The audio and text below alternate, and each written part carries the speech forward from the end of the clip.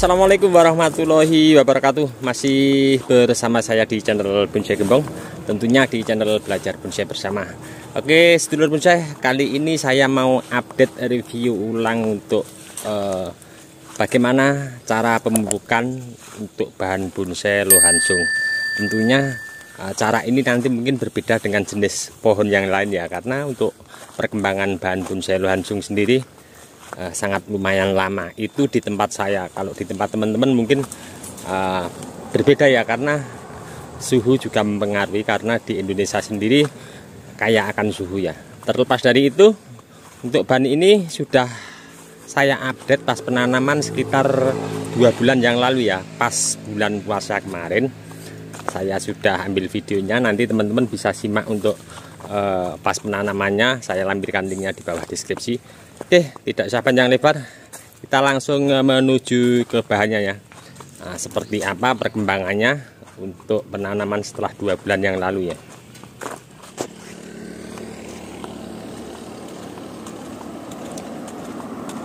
Oke, ini dia lokasinya ya. Ini jalan raya, terus di sini ada jalan masuk kampung. Nah, saya memanfaatkan lahan yang ada. Nah, di sini lokasinya. Untuk lahan ini batas ya, sebelah kanan yang saya tanami masih punya saya. Terus di sini jalan masuk kampung. Di sebelah kanannya tanaman lohansung ini ada parit. Kalau musim penghujan ini aliran airnya sangat lumayan kencang dari sebelah sana. Nah, saya memanfaatkan lahan yang ada, dan di sini dulu sebelum saya tanami pohon lohansung ada pohon jati ya, ada sekitar kalau tidak salah 9 atau 10 batang pohon jati. Nah, ini bekasnya berjajar sampai sana. Nah, setelah saya pangkas, saya bersihkan, saya manfaatkan untuk penanaman, untuk nanti ke depan mungkin sebagai peneduh di sini biar besar sekalian. Nanti mungkin kita lihat kondisi ya, mungkin akan saya kasih gerakan ekstrim seperti ini kalau nanti sudah ada perkembangannya subur. Nah, semua mungkin kita lihat nanti bahannya juga seperti apa perkembangannya. Mungkin kemarin pas ada saya penanaman juga sedikit ada penataan akar, terus ada saya kasih tataan juga.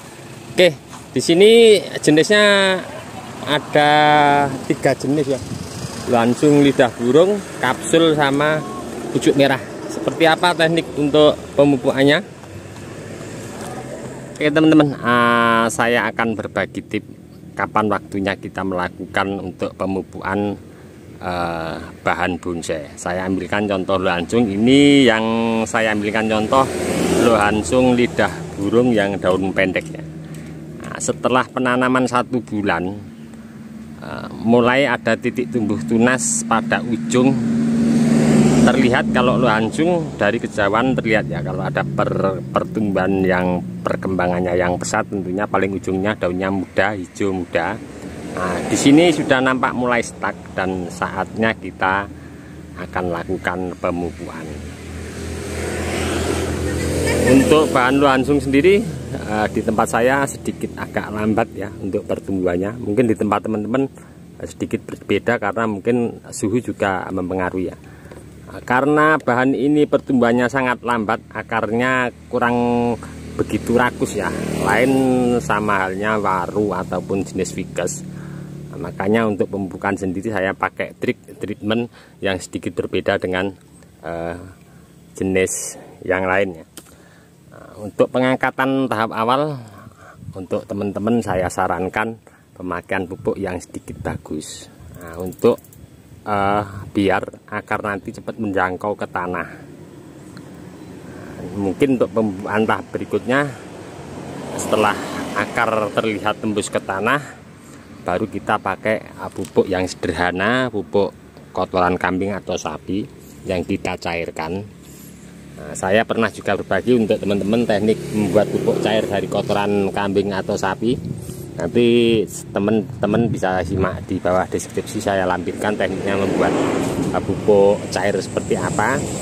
Oke, Lain halnya seperti pada umumnya saya, untuk bahan langsung ini karena perkembangannya agak lama, saya akan penaruhan pupuk sedikit dekat sama batang utama karena akar tidak begitu ragus, paling sekitaran sekian ya dari jarak batang utama. Lain halnya kalau jenis waru atau ficus mungkin akan sedikit menjauh karena akarnya tentunya ragus yang jenis waru atau ficus. Oke, saya mau langsung untuk lakukan untuk pemupukan bahan ini. Nanti keseluruhan sampai ujung sana akan saya lakukan pemupukan secara bersama-sama.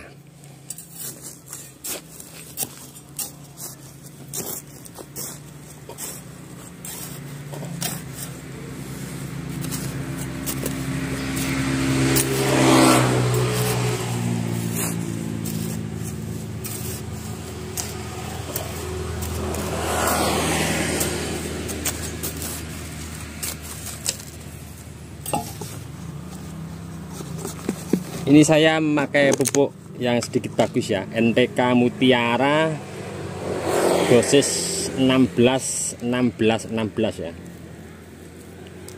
Dan perhatikan teman-teman, untuk NPK Mutiara ini dosisnya agak sedikit lumayan. Untuk penyiraman usahakan yang full ya, maksimal. Nantinya ini sekarang dipupuk, melakukan pemupukan, nanti penyiramannya yang full, terus besoknya lagi kita lakukan penyiraman ulang, biarpun pupuk ini mudah terurai terkena air ya.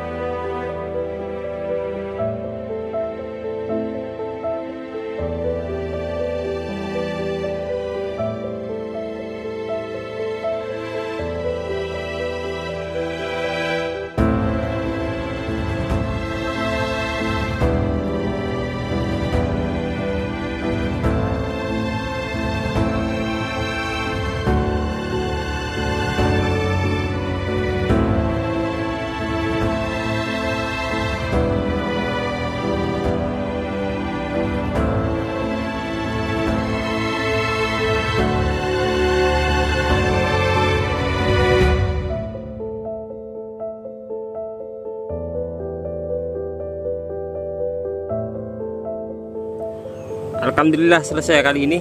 Sudah saya lakukan keseluruhan untuk bahan lohan sungi ini. Saya pemberian pupuk NPK Mutiara. Untuk takaran sendiri kita menyesuaikan ya. Nah, bebas ya teman-teman untuk pemberian pupuknya, takarannya. Nah, seandainya kita pemakaian pupuknya banyak, berarti kita harus kuat di penyiramannya.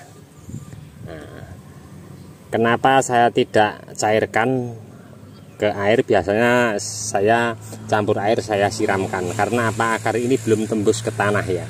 Sayang kalau kita cairkan untuk NPK Mutiaranya. Kalau kita cairkan tentunya kita siram, air langsung tembus ke tanah. Makanya saya pemberiannya tadi saya gali, terus saya timbun, saya siram. Dan untuk perawatan berikutnya mungkin rumput-rumput di seputarannya akan saya bersihkan nanti ke depannya. Karena apa? Sayang juga nutrisi daripada NPK Mutiara ini akan dimakan sama rumput ya nutrisinya. Jadi mubadir kita untuk melakukan pemupukan seandainya untuk rumput-rumput di sekitar, minimal di seputaran dinding ground ya kita bersihkan.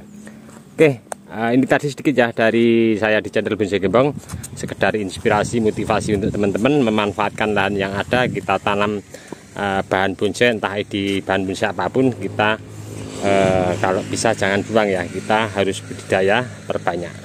Cukup sekian dulu dari saya di channel Bonsai Gembong. Untuk teman-teman yang selalu menyimak, mensupport di video saya ucapkan banyak-banyak terima kasih. Tidak bisa saya sebutkan satu persatu. Dan untuk teman-teman yang komen-komen di bawah deskripsi mungkin tidak bisa saya tanggapi satu persatu juga, saya mohon maaf, mungkin karena waktu juga keadaan. Salam satu hobi, salam budidaya. Assalamualaikum warahmatullahi wabarakatuh.